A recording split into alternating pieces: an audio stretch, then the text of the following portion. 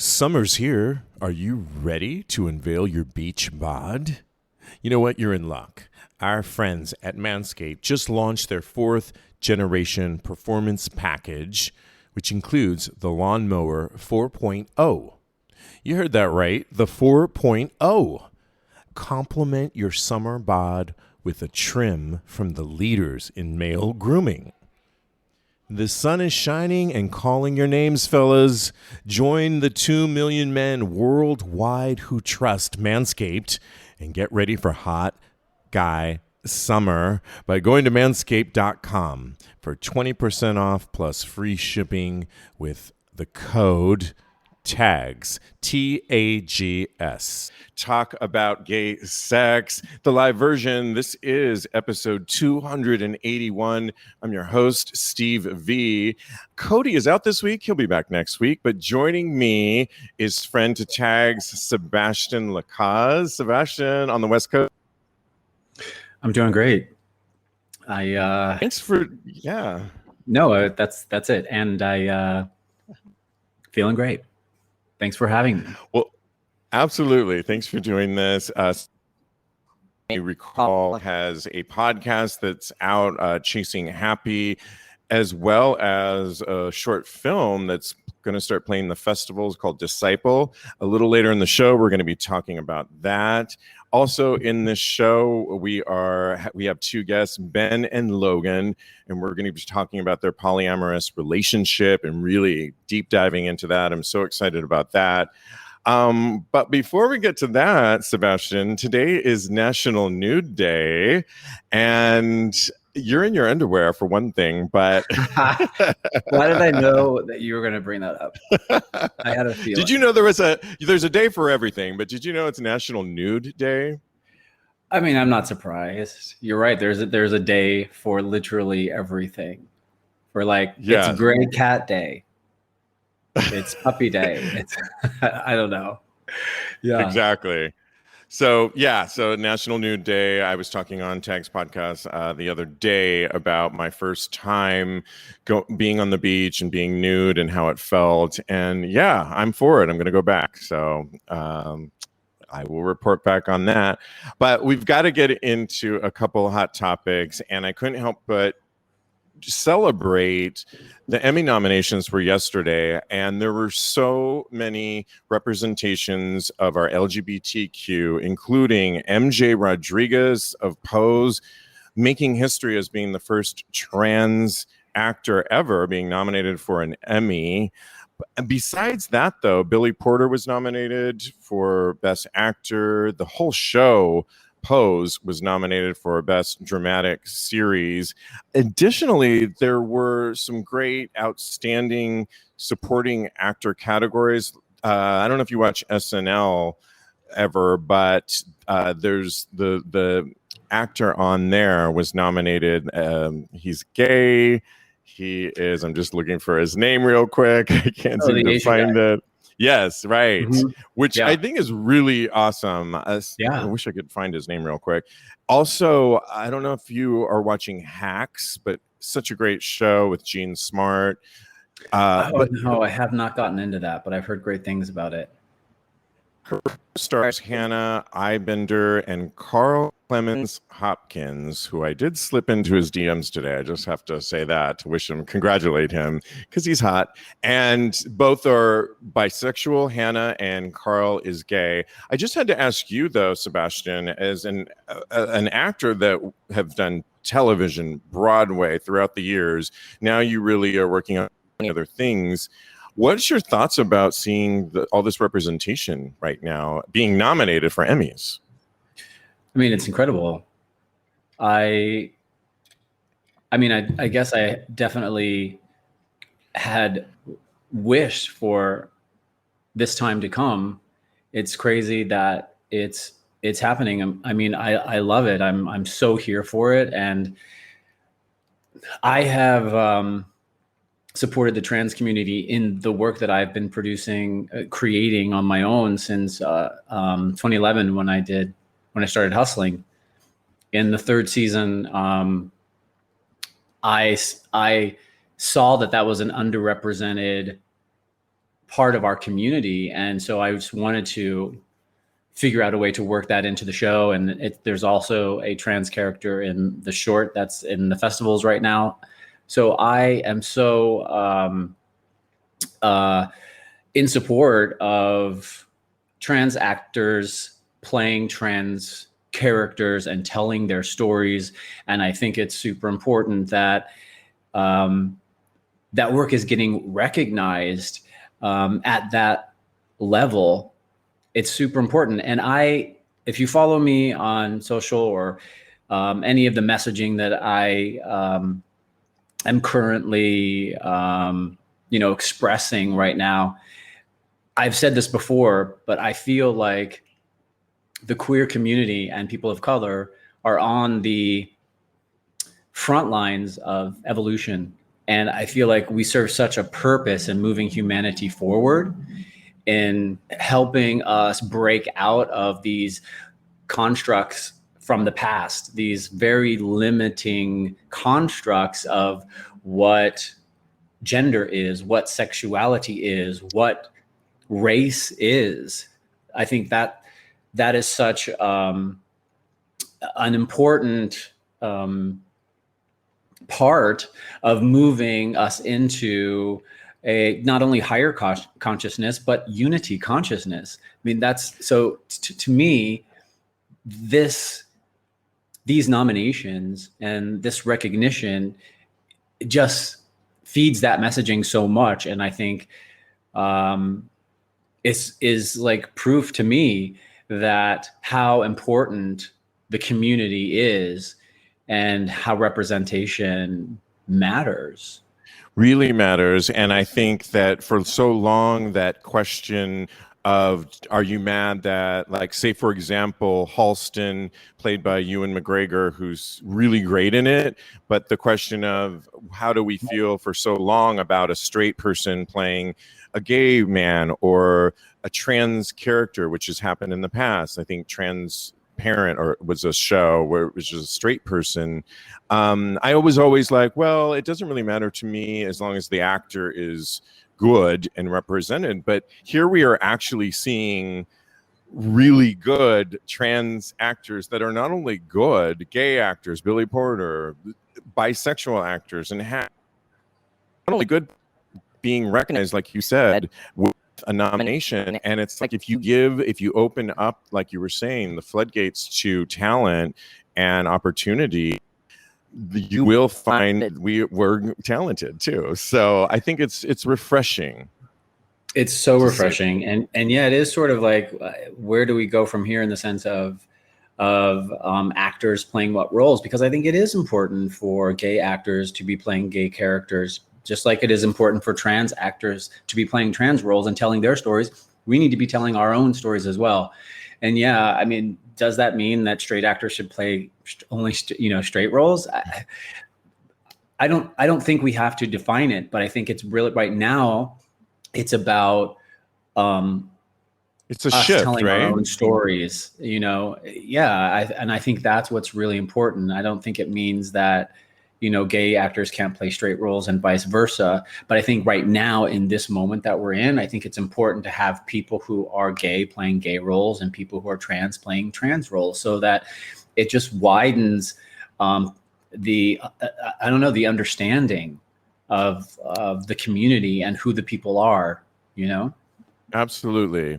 Well, we got to move on before we bring on our guests in just a little bit. But I couldn't help but have to ask you this question on TAGSPodcast the other day, episode 280. We were talking I was at the beach, and the person I was with, we were just beach talk, and my friend asked me, because somebody came up to us and said, where are you from? And he asked another question, how did you guys meet? But in particular, the where are you from question, my co-host Jeremy Ross Lopez and I kind of had the same outlook on how we felt about that question. So we sort of roll our eyes because we feel like it's a larger question that they're really trying to get to. Our other co-host, Lincoln, didn't really see it that way. He thought, why do you guys feel that way? And I said, because as a person of color, sometimes they're really digging deeper onto what's your background, what's your ethnic background. Has that ever resonated with you? Where are you from? Do you have thoughts about that? Oh, always. I mean, it still happens to this day. I mean, I think when people ask, oh, so where are you from? They don't expect me to say Ohio. They always want to know Right. what are you? Like, what's your ethnicity? Who's your daddy? Who's your mommy? You know what I mean? And how do they fit how are they going to fit into your situation? Yeah, I think that's what it means. So it's not just where are you from, that like when white people ask other white people, they actually do mean Michigan, but France, Italy, whatever. But when a person of color is asked that question, that's not really the question. The question is, what are you? Like, what are you made of? What's your DNA? That's really the question. Yeah, it's interesting. And we are on the Get Vocal platform here, which is joining us. Doug says, I agree with Steve. I already love you, Doug. When someone asks where I'm from because of my Southern accent, I've experienced the whole "you voted for the orange man" Southern stereotype. Oh, wow. We didn't even think of that. Yeah. Right. Sebastian, I mean, thank you for widening our scope, Doug. Yeah, I could definitely box you into literally where are you. And yeah, I mean, white people go through this too, just particularly in the last 4 years. You're biracial. And so what my other co-host was saying is that he's also biracial. Yeah. And his mom is Irish. And he says ultimately people are trying to figure out, what's your ethnicity?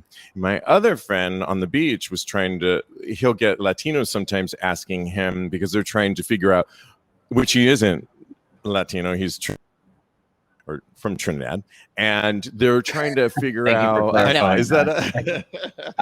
they're trying to figure out like what part of Latin America he's from, and I just think it can be a whole thing. I mean, my other co-host thought we were being a little defensive. I don't know. Does it bother you at all, or you're just kind of like, whatever, it's, a question that people ask?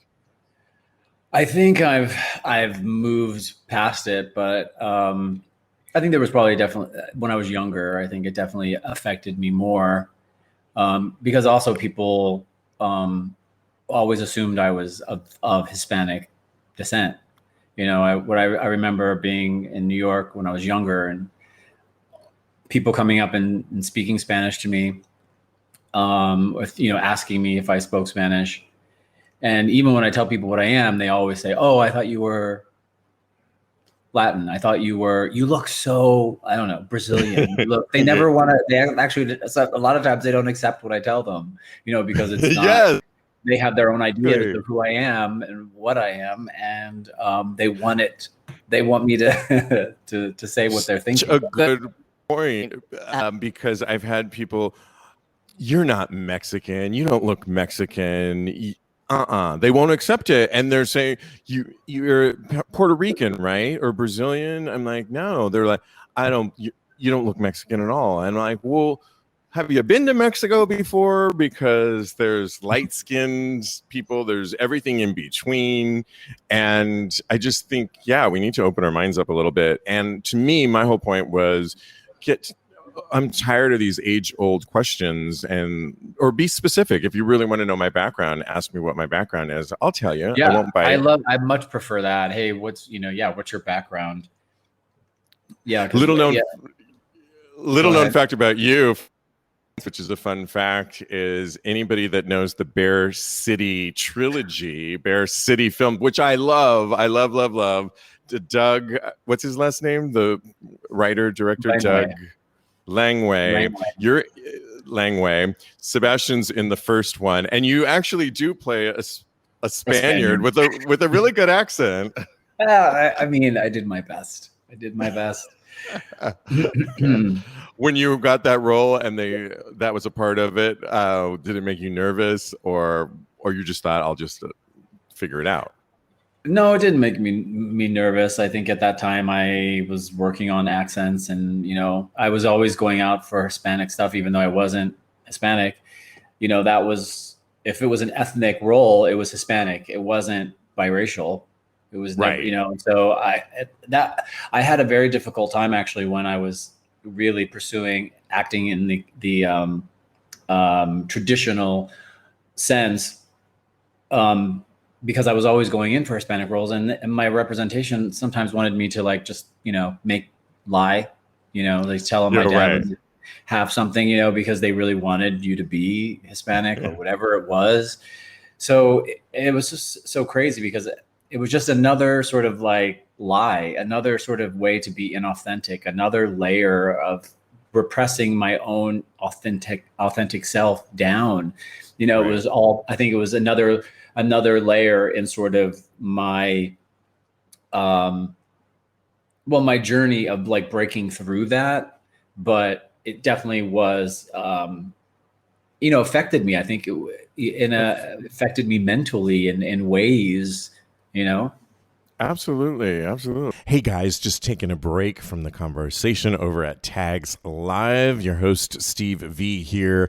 And I think I may have mentioned that back in the 90s in San Francisco, I used to be a go-go dancer, and getting ready every Thursday or Friday for the weekend ahead was always, oh my gosh, I was buying those disposable razors because I needed to trim my junk. Can I tell you the things I used to wear? These G-strings that left nothing to the imagination, and I couldn't have this whole ball fro coming out of my lovely, hot, sexy G-strings. Well, no, at the time, all we had were those disposable razors, and all I did was nick and cut myself frantically getting ready for the weekend ahead to hit the club. I think the club in San Francisco was Universe. Shout out to those San Franciscans that know what I'm talking about. That's right. Now I wish I had the Manscaped Performance Package 4.0. It would have made life so much easier. I could have still gotten ready in a nanosecond with their Manscaped products. Anyways, let me tell you about this bundle. It's time to bundle up with the Manscaped Performance Package 4.0. This is what I wish I had, because inside this package, you'll find their Lawnmower 4.0 trimmer, their Weed Whacker ear and nose hair trimmer, Crop Preserver ball deodorant, Crop Reviver toner, performance boxers, and a travel bag to hold your goodies. First off, the new Performance Package 4.0 includes the new Lawnmower 4.0, and this trimmer is insane, and dare I say, the GOAT of ball trimmers? Yep, I said it. Their fourth generation trimmer features a cutting-edge ceramic blade to reduce grooming accidents thanks to their advanced skin-safe technology. And the Lawnmower 4.0 has a 7,000 RPM motor, a new multifunction on and off switch which can engage a travel lock, and gives you the ability to turn the 4000K LED spotlight on and off when needed for a more precise shave. Did I mention this trimmer is waterproof too? In the shower, in the wild, and from your chest pubes all the way down to your ball fro, the Lawnmower 4.0 is the best trimmer for you. Want to take your grooming game even further to the next level? This Performance Package 4.0 includes the Weed Whacker to chop the worst weeds up top in your nose and ear. Who wants nose hairs, guys? The Weed Whacker is also waterproof and uses a 9,000 RPM motor-powered 360-degree rotary dual-blade system. So, guys, seal the deal with Manscaped's liquid formulations before heading outside. Use Crop Preserver ball deodorant to keep on your game in the heat. Then, after trimming the lawn and whacking the weeds in the heat, give your beach balls a boost and use the Crop Reviver. I love both these products. I take them with me wherever I go. And Manscaped even threw in 2 free gifts to their Performance Package 4.0, the Manscaped Boxers and the Shed Travel Bag. Bring your comfort and boxers to another level. Well, here's the deal. Get 20% off plus free shipping by using our code TAGS, TAGS, at manscaped.com. Again, 20% off plus free shipping with the code TAGS, TAGS, at manscaped.com. Escape the shrubs and weeds this summer and shine with Manscaped. Well, thanks for sharing on that. We've got to move on to our special guests, Ben and Logan. If you want to grab a spot, our special guests of the night, Ben and Logan. If you're watching this, Ben's wearing... Well, you're both wearing glasses. Yeah. In my screen, Ben's on the left, Logan's on the right, but your names are there. Yeah. Welcome to Tags Live. Thanks for doing the show, guys. Thanks for having us. Hey, fellas. Hello. Well, we couldn't help but not have you on the show, and I'm so glad you agreed to be on the show because both of you are in a polyamorous relationship. And Ben, I believe it was you that reached out to me to talk about it. And we've been communicating for about a month or so about this and finding kind of the right time. Just so people know, right now, Ben, you're in Boston. Yeah, I live in Boston, but I'm currently in Florida. But yeah, I'm going back to Boston this weekend. But I live in Boston. And then Logan, you're in Maine, correct? Yep. Which is, and you live there, yes? Yep. Yeah. Got it. Okay. Well, first of all, I think the first question, and we're just going to round robin it, Sebastian, jump in there, but I'll ask that first question that everybody probably wants to know is whether we have ideas of it. How do you both identify polyamory and the whole term of it in general? Babe, you want to take it? Sure. Yeah. I mean, it's an interesting question, and it means a lot of things to a lot of people. And I think what you did first is a great thing, which is to just like ask folks about it. For me, it's basically about finding a way to creatively and collaboratively work with people that I'm really close to get all of our needs met in a way that's non-judgmental and in a way that, you know, allows everybody to find like what works best for them. And so I think that, you know, it can look like a lot of different things to a lot of people, but you can still have kind of that same mindset. And I think it's kind of about like finding what works and not necessarily about having one word be equated with one particular set of behaviors. I love it. And we've got more questions, but Ben, how would you describe it? Yeah, it's really similar. I mean, 3 years ago, I basically went through sort of like a life change moment, and I really stripped down the heteronormative belief system that I blindly adopted. It benefited me living a heteronormative life, but I felt not fulfilled. And then when I went through therapy and started asking really important questions, how do I define love? How do I define marriage and success and all that stuff? I really started to realize that I blindly adopted heteronormative and belief system that I can no longer relate to. And stumbled into polyamory through my therapy, and people I started to get to know within the community, and it made just a lot of sense. And it's something that has really been very fulfilling and very just really freeing, because you just really start living a really honest, transparent, truthful life rather fitting in that box that makes other people comfortable, because I'm living in that mantra I don't live with shame. I'm very honest about who I am and who I love and how I love. That's fact amazing. That you said, yeah, go ahead, Sebastian. I was just gonna say, I mean, and there are a few things that resonated with me because you're speaking my language in many ways in your thinking. And what I love so much about what you said is that you started thinking for yourself and you started asking your own questions about what does this mean for me? Because sort of what I was talking about before with the queer community helping humanity break free of these constructs.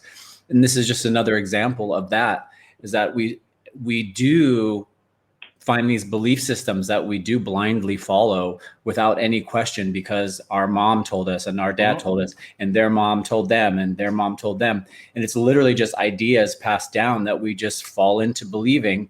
And then, so it's great to get to a point where you're like, wait, what do I believe? What do I want? How do I feel? What is love for me? And I think that is so, so important in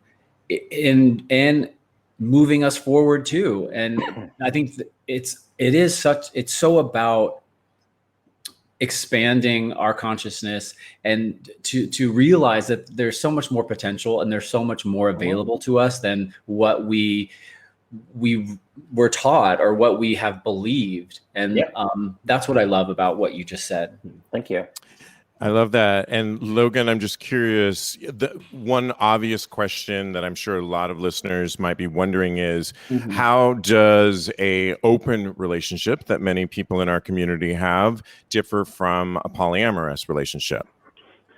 I think actually, in some ways, the language of it kind of answers the question. Like an open relationship, there is a singular relationship that's sort of the central focal point, and it's open. There are other folks maybe who can come into it, but it's still kind of, there is this one, the focal point is this relationship. For the two people in that sort of relationship, that's the focal point, and everyone else kind of radiates out.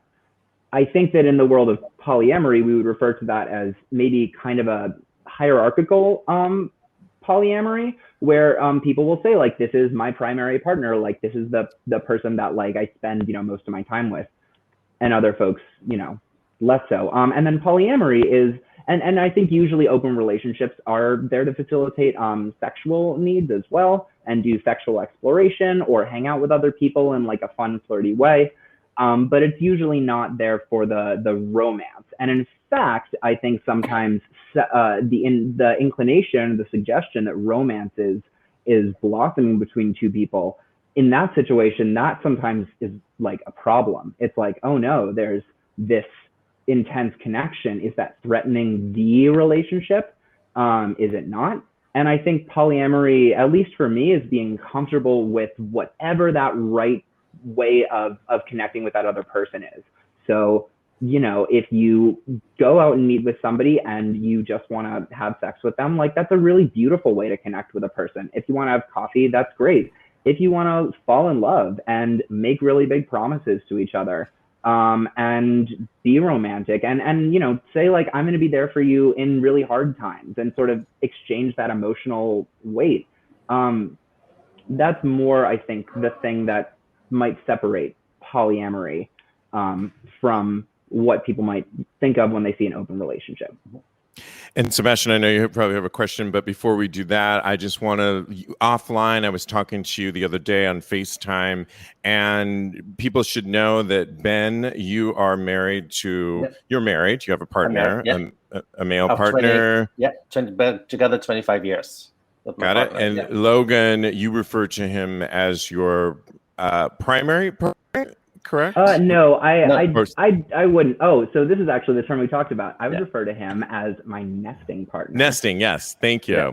And then before you go on, Logan, you have tell us about the relationship that you currently are in outside of the one with Ben. So I've been together with him for a little over, like probably 6.5 years or so at this point. And we live together, and we've been living together for probably 6 of those 6.5 years. And and probably, and we've never been completely monogamous. We had threesomes. We were, open to playing, and all of that. But it was always together. And a few years ago, we kind of reached a really difficult point where we just like weren't able to meet some of each other's needs. Either it was at a place of like, either this need goes unmet for this person, or this person really takes on a big burden to provide that. And so we basically, through couple therapy, which was incredibly helpful, recommended for everyone, we worked out basically a framework to get some of those needs met. And originally they were sexual primarily, and we were thinking about going and hooking up with folks. But then actually he met somebody that he really fell into a serious relationship with. And that it was sort of the catalyst in a lot of ways for like, oh, we need to like take a step back, because when we're thinking about hookups, there were things like, it was like an open relationship, things like veto power. Like if you're going to hook up with someone who's just like a total sleazeball or whatever, like, and I just am not comfortable with that, then like, you know, that, yeah, you can veto them, like whatever, it's just a hookup. But all of a sudden it's like, I can't veto like my partner's boyfriend. Like that doesn't make sense. And he's not safe or respected, and he doesn't have agency in that relationship. So, you know, that was a big catalyst for us, a real turning point. Yeah, and so kind of that's the course that we've been on for the past few years. Sebastian, did you? No, I guess, I mean, the question, I guess, that I have is, Do you have a cabinet full of acne treatments and skincare products, but don't even remember what half of them do? As a kid, you know, my dream job was to be a dermatologist. I was obsessed with my skin because I wanted to be an actor or an entertainer in some way, shape, or form, and I knew the importance of having good skin. Cut to years later and hundreds of dollars spent, I'm not even sure what any of these products really do. Turns out most skincare products don't do much. The best way to treat acne is with fewer products that are clinically proven and customized to your skin. That's why I'm excited to partner with Apostrophe. Apostrophe is a prescription skincare company that offers science-backed oral and topical medications that are clinically proven to help clear acne. Apostrophe connects you with a board-certified dermatologist who will create a personalized treatment plan that is perfectly tailored to your unique skin. Simply fill out Apostrophe's online quiz about your skin goals and medical history. Then snap a few selfies and your dermatologist will create your customized treatment plan. Apostrophe treats acne, and they can also help you hit other skincare goals like reducing redness, wrinkles, and even dark spots. Let me tell you something, trying to look good at 50 isn't the easiest thing, especially when you're trying to produce 2 shows a week, one of them being on camera. Well, I'm so happy with my Apostrophe recommended skincare routine that will help me with dark spots, improve my skin texture, and improve fine lines and wrinkles. Well, have we got a special deal for you? Save $15 off your first visit with a board-certified dermatologist at apostrophe.com/tags when you use our code TAGS. This code is only available to our listeners. So to get started, simply go to apostrophe.com/tags and click Begin Visit. Then use our code TAGS at sign up and you'll get $15 off your dermatology visit. That's apostrophe, apostrophe.com/tags and use that code TAGS to get your dermatology visit and save $15. And we thank Apostrophe for sponsoring the podcast. Dunkin is putting a whole new spin on pumpkin at Dunkin with our new pumpkin cream cold brew. Smooth, bold cold brew topped with velvety pumpkin cream cold foam made with cinnamon and nutmeg spices. And there's more pumpkin for you to love, like the delicious fall classic, our pumpkin spice signature latte. Rich espresso topped with whipped cream, caramel drizzle, and cinnamon sugar. That's how we pumpkin at Dunkin. Sip into the fall season with the $3 medium pumpkin cream cold brew or pumpkin spice signature latte. America runs on Dunkin. Participation may vary. Limited time offer. Exclusions apply. Valid on pumpkin spice signature latte only in all cold foam cold brew. Oh, you mentioned that you went to couples therapy. My question is, where do you also make time for like the relationship with yourself? Yeah, and actually, and how does that factor? Because that's even another relationship that you have to factor in.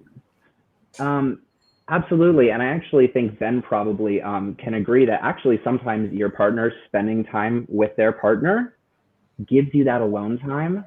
We call them Logan nights in like the polycule, when Logan just like is home alone by himself and he purchases a burrito and smokes some weed and just like talks to no people, does no emotional like anything. But anyway. Yeah, Right. that's really important because in a polyamorous relationship you have, I mean, if you are in a multiple relationship, you need to make time for yourself. And that's the one thing that people might oversee because you spend it with whatever partner you're going to, nesting partner, primary partner, and then your poly partner, but you put yourself on the list. And what I really like about my relationship with Logan is that we have a system down, that we see each other every 2 to 3 weeks. And when we see each other, we are consciously really present, but we're also present on a daily level where we are communicating and share ideas and thoughts and how we are. And so there is a deep intimacy on a daily basis. But once we decide, when our schedules align, like you come to Boston, I come to Maine, or we go to another city, we just consciously show up. And that is just something really I like about polyamory, that there's a consciousness about it. While if being together with my husband for 25 years, there have been periods where we've just been passing ships because life stresses really takes over. And once you start polyamory, which is such a, you learn how to communicate really effectively with all parties involved. Even so, I'm not intimately involved in Joshua's nesting partner, I do care about him very, very, very much. And I do think that his energy and how he and Logan interact is just beneficial to how Logan and I interact, and vice versa. So it's just sort of like this higher consciousness and really kind of like this caring of these, whoever is part of that poly cube, not even if we have sexual relationship, but even respecting and acknowledging who's all part in this and what energies are brought together. Well, one of the things that I love when we talked offline the communication that you just speak of, Ben, and I couldn't help but make the differentiation between language versus labels. And it feels like language, when you go into a polyamorous relationship, is utmost. You need to learn either the terms that are already out there in polyamory, but also just the terms that you guys formulate versus labels, which I'm sure the outside world wants to do. I couldn't help but wonder, how did both of you guys meet and figure out that you wanted to be in this? Because it's not, I mean, you don't really put that on Scruff or Grindr, I don't think, but tell us. I am. I mean, Wow. I'm on these apps and I label myself as polyamorous, but in full transparency, I met Logan as a booty call. And I was vacationing in Maine and during COVID, and we met on a dating app and we hooked up. But the first night, we've both been tested very recently and taken extreme yes. All the COVID testing that you have to do and STD and all this stuff. Yeah, we were. And then that first night, something clicked. And we started, after the hot sex, we started talking. And all of a sudden, it was 4 or 5 in the morning. And I'm like, why am I still talking? What is it? And the next day, we went our separate ways, but he was on my mind, and I was like, this was the most incredible night. But it was sort of like, what is it? Because I'm of a certain age. I'm 49 and Logan is 28. So I still was like, how is this even gonna work? And then we started texting and communicating, and it led to a second night, and the second night was even more intense, and just the conversation we had. And what I really liked about having done all the therapy and the research and talking to other poly-Cuban people prior to it, that whoever you meet, you're really open about it. And all of a sudden, the age differences does not really matter, because we did not connect based on that. We have so many different interests that we constantly talk about and nourish and explore, that was just something really, really surprising. And once we kept dating and interacting, we just realized there is something more than just our amazing sexual energy, but there is real love here, and we just on the journey of yes and openness and transparency. Yeah. I guess I have a question about like, how do you balance everything? Because I can't imagine it's a lot of plates to be. There's a calendar on to Yes. juggle. our Yes, wall there is. where we write down all of our. They are organized. Let me shit. tell you. It's organization, and and it's also understanding that it's really not. I mean, seeing us on a regular basis and showing up is definitely part of growing within a polyamorous relationship, but it's also just understanding, and there are many relationships involved besides me and my partner, Logan and his partner, our alone time. We also have work, we have families, all of that. And just because me and Logan live a very honest and transparent life, like me and my husband came out as polyamorous to friends and family, because Logan will never ever be introduced anything but my boyfriend or poly partner. He will never be, there's no shame behind it. And so having that freedom, living that honesty makes it really easy, because if there's a Friendsgiving, a birthday party, a milestone, he is there and he's embraced and he is loved by my friends. And so, and vice versa, Logan has opened up his life as well. So when he has his social gatherings and he invites me and I show up, and it's just sort of like making the time. But it's not a 24/7 physical relationship, but it's definitely a 24/7 intimacy relationship by just knowing For sure. we're there to support each other, whatever it is, the good and the bad. Yeah. How was that conversation with your family? Well, my family, I came out to my mom probably 6 months ago or 8 months ago. Oh, that's not very long ago. Yeah, very long. And I just no. And she was just asking, because I was dropping off my husband at the train station because his poly partner also lives in Maine. And she's like, well, that's convenient. Yeah, exactly. So he was like, so he's going to Maine, but you're not going to Maine. I'm like, yeah, it's just, Andy's visiting his friend and stuff like that. And after the third friend mentioned, I was like, this is just not working. Because me and my mom, I came out when I was 14, the huge gay rights activist. There was never any shame in my household. I just really came out. And the first thing she says, I love you, but let me just process this. Sure.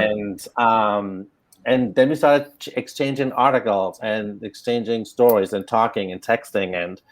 And so she's definitely right now in the path where she is very supportive and really doing the homework and the research. And I came out to my dad just 3 days ago.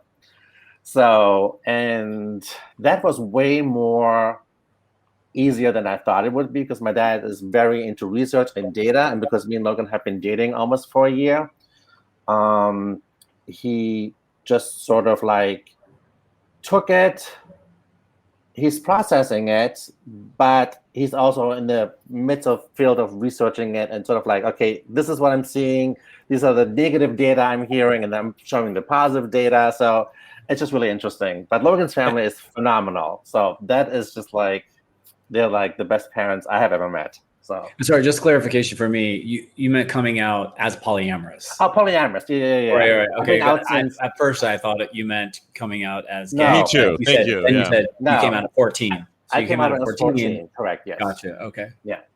Good clarification. Doug has a question. He's watching us live right now, and he asks the question, is it safe to say an open relationship is primarily driven by sex, and a polyamory more an emotional connection to more than one person? Logan, is that fair? I would say that's a pretty, that's going to cover most of your bases. That will point you in the right direction most of the time.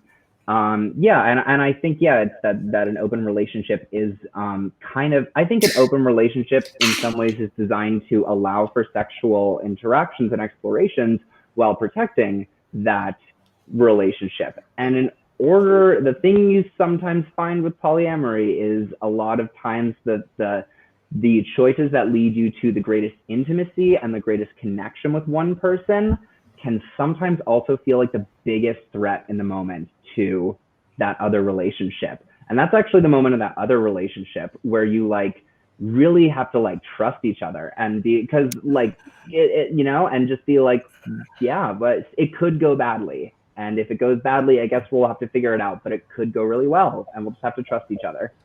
Yeah, and I remember go ahead. Yeah, I remember one thing. We won't be able to like trust each other if like you have veto power, say. Like that's not going to make us safer here.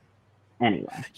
I remember writing a note on our call the other day that you guys, I think it was Ben that said you guys support each other's relationships outside of it. So in other words, Ben, your husband supports your relationship with Logan, and Logan, your person that you're with supports your relationship with Ben. Two questions on that. Could you then in polyamory have even like a third relationship? Is there no limit to how many you can have? It just means that to be more support, more communication, more planning. I think one concept that is really nice to sort of revel in with polyamory is the concept of abundance. Thinking that like love can be abundant, and like love that you give to somebody is not less important if it's more abundant. And I'm sorry, I actually just totally lost my train of thought, but I really had a point there.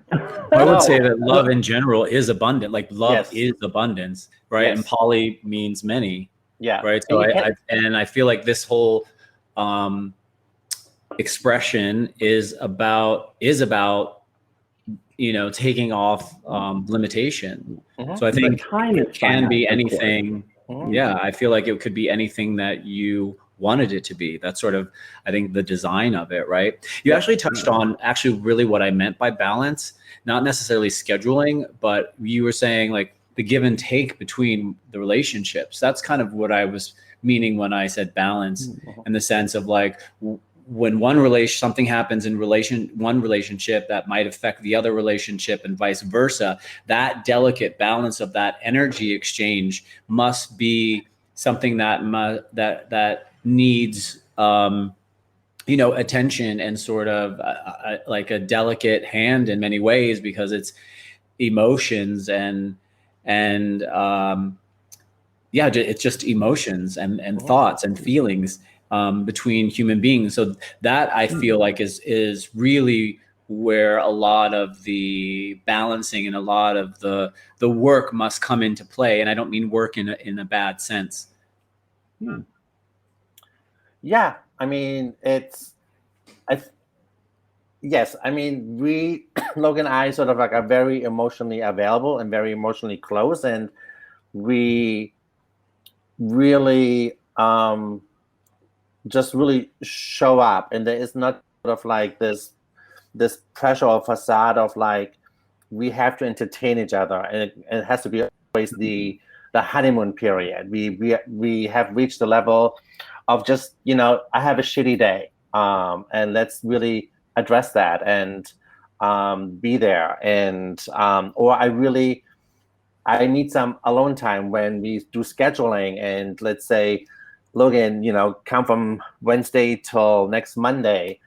And if he gets or I get to a point where it's like, you know what, let's make it Thursday, because Wednesday I need for myself. I need to really to gather myself, because I've been stretched thin with my other relationship, with work, but I just haven't had time for myself. Even being aware of when you need your own time, or don't be afraid when you really need that other person. Say, listen, do you have a minute to talk? I just have something's on my mind. Let's just, we hop on a FaceTime. Or if you really need to see that person prior a previous visit, like he drives down to Boston, or I drive up, or take the train really quickly for a day visit. Everything's on the table. Just like tell your need, and we figure it all out. And then once that is on the table, we talk to our prospective partners that listen. Yeah, I know I said I'm going to see Logan 2 weeks from now, but this weekend something came up, and I'm going to go this weekend, and we're switching weekends. It's just sort of like being emotionally open. Yeah, I love it.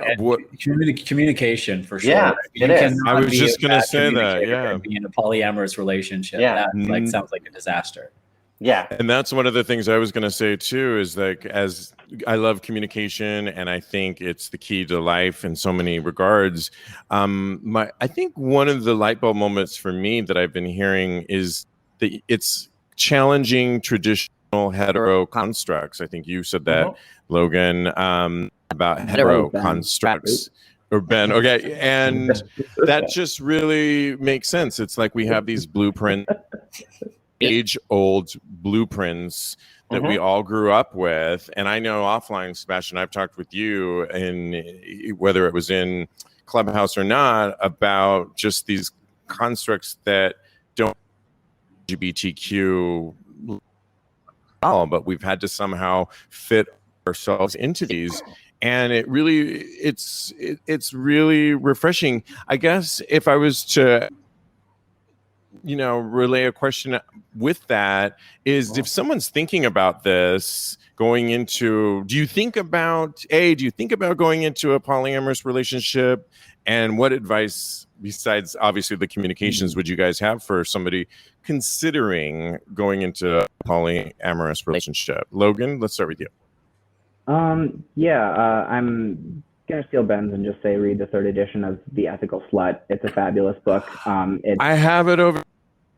I'm gonna read it. It's incredibly good, and it's incredibly practical. I do think that doing a little bit of thinking about what you're looking for, and trying to learn from the experiences of others who have maybe had similar needs. I think a really common thing that I see, and like we're on like a gay polyamory like Facebook group, a thing that people are always asking is like, how do I meet poly people? And it's like, that's not necessarily what you need. You can still like live your life in a certain way and think carefully about these things and understand what you're looking for and what you're comfortable with.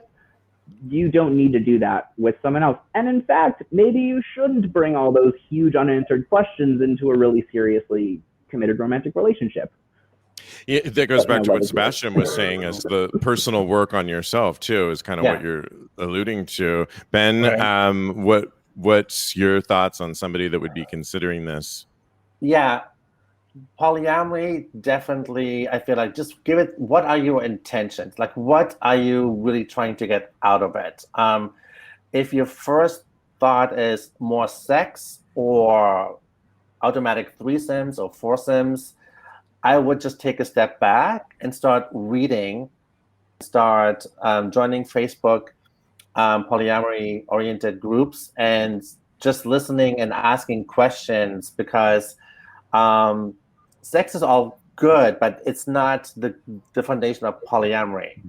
And just really know what your intentions really are, and why you're intrigued or why you're curious about it. Because we came out polyamorous before we even had polyamorous relationships, me and my husband, because we went through the therapy, we did the reading, we asked questions, we met poly people, and we really liked the structure and the potential it opens up. And then be honest about it. That's when we went on dating apps, filled out profiles, and mentioned poly proud or polyamorous. I mean, if you are able to label your tribe, just be honest about it. And then, because even as a single person, I'm still polyamorous, because I might be dating one person, but that person might be in a relationship. That still makes sense. And I still deal with that individual dating more than one person.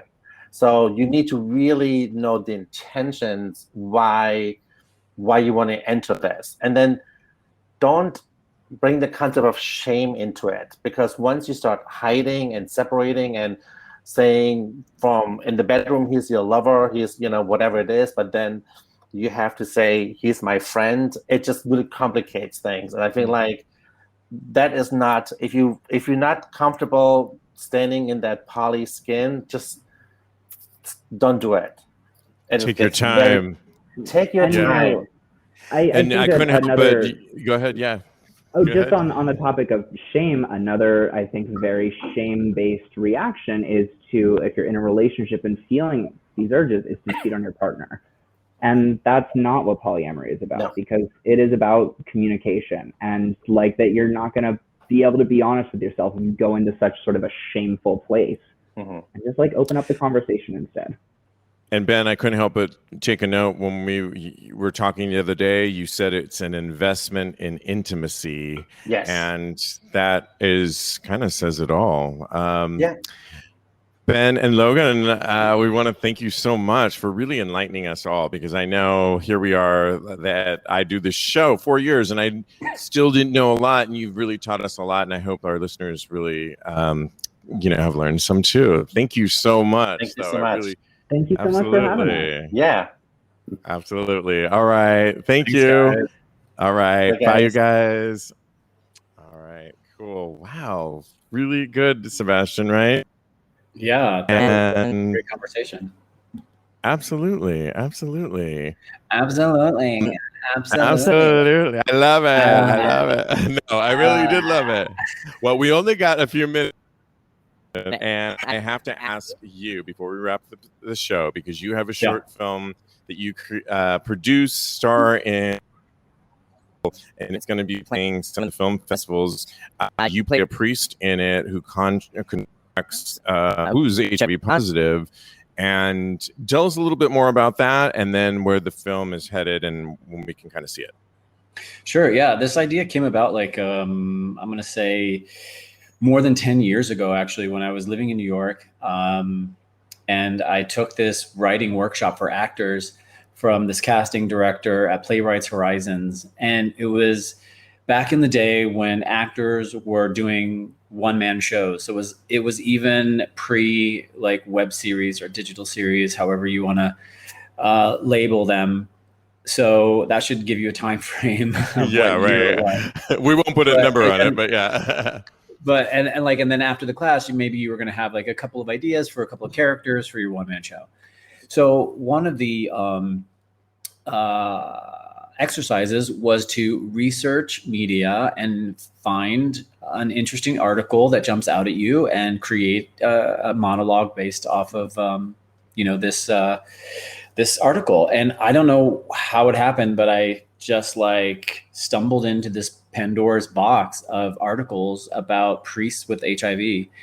And I was just shocked that I had never heard of it. Like there was, and it had been going on since the 80s, and articles about how the church actually would take care of these priests until they passed away. And but how good they were at just like shoving it under the rug, as we know the Catholic Church is good at doing with any sort of scandal or any sort of behavior that they actually are so fighting against, I guess, homosexuality being what I'm referring to.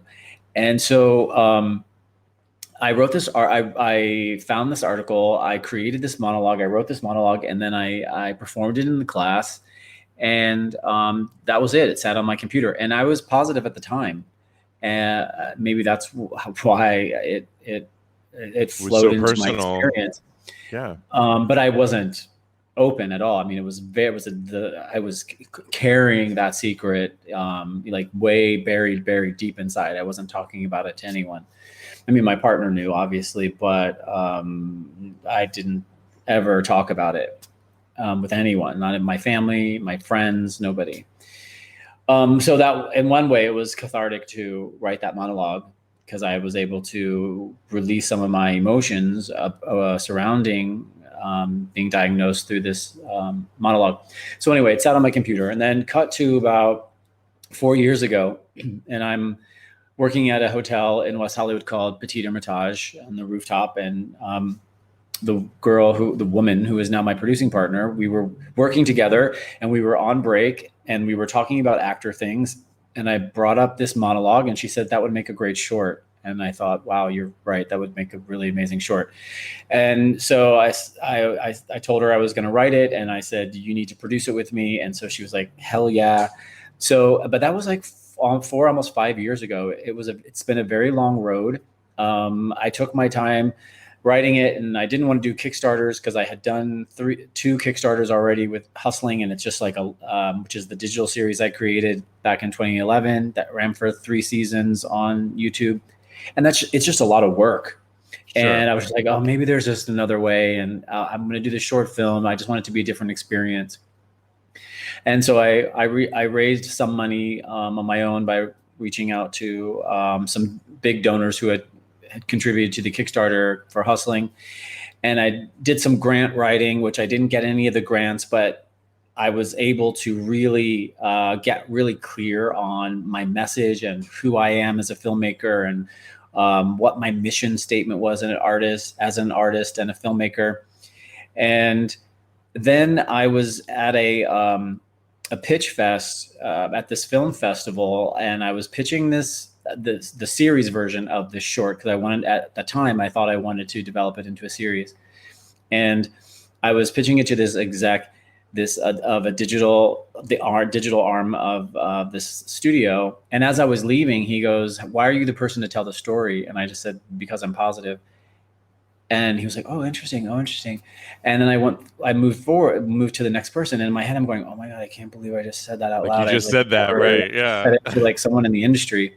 And then I saw I had a vision of like doing a Kickstarter and talking about being positive on the Kickstarter. And then I couldn't turn back, which is what we did. And then we shot it pre-COVID, and then we had to stop and then pick up the last day in August during the lockdown. But I went through such tremendous change in those first few months in lockdown. And so I just infused so much of my own story into it. And I was so grateful for that break because the story changed, and I was really happy with how it turned out. And so now it's in festivals, and it's won like 7 awards so far. And it's going to have its first on-site screening the first weekend in September 5th. I think it's a Sunday at the Dumbo Film Festival, and we already won Best Narrative Short. They have a bi-monthly competition, and then the films that win show at the festival in September. So I'll be one of the films, since we won one of the competitions. We'll be screening the film at the Dumbo Film Festival in September. So I'll be going to New York for that, and I'm really, really excited. So that was a very long-winded story of. No, thank you for telling that. I will be there September 5th, along with my sister. She'll be here. The film is called Disciple, and I've seen it already, I think, and it's I don't know if you've seen this latest cut, though. Oh, okay. Well, then I'm going to wait to see the latest cut. But what I saw is amazing. You can follow Sebastian on Instagram at lacause_I am. lacause_I am. He also has a podcast, Chasing Happy, available wherever you get your podcasts. It's a narrative about your own story, actually. It's really good. Check that out. Chasing Happy. Any last words before we wrap it up, Sebastian? No, I would just about Chasing Happy, that it's like a limited series podcast. It's a nonfiction, serialized tale. It's really my tale of transformation and truth. My personal tale of truth and transformation. And I'm really proud of that. That came about during the lockdown. And it was a very cathartic experience too, and hopefully it's helping others, as you know, when they listen to it, to hear my story and just being able to finally stand in my truth. And I was going to say truth, yeah. And being my authentic self, really for the first time in 50 years, is really liberating. And I've been just funneling it all into my work. So it's been a very creative, fun time for that. Sebastian Lacause, thank you so much for being my special co-host. He'll be back for some other stuff soon. In the meantime, follow us on Instagram TAGSPodcast. DM us. We give sex and relationship advice, solicited or not, at TAGSPodcast. In the meantime, continue having hot gay sex, and we'll talk to you soon. Thanks. Bye. Hear that? Is that America cheering or a sausage patty sizzling to perfection? It's time to cheer for Egg McMuffin and fresh cracked eggs at McDonald's. It's time to wake up to the aroma of freshly baked biscuits and treat yourself to a real honest-to-goodness morning meal. Breakfast. It's on at McDonald's. Now get any breakfast sandwich for just $2. Available only through the app. Mobile order and pay available at participating McDonald's. McD app download and registration required. Dunkin is putting a whole new spin on pumpkin at Dunkin with our new pumpkin cream cold brew. Smooth, bold cold brew topped with velvety pumpkin cream cold foam made with cinnamon and nutmeg spices. And there's more pumpkin for you to love, like the delicious fall classic, our pumpkin spice signature latte. Rich espresso topped with whipped cream, caramel drizzle, and cinnamon sugar. That's how we pumpkin at Dunkin. Sip into the fall season with the $3 medium pumpkin cream cold brew or pumpkin spice signature latte. America runs on Dunkin. Participation may vary. Limited time offer. Exclusions apply. Valid on pumpkin spice signature latte only in all cold foam cold brew.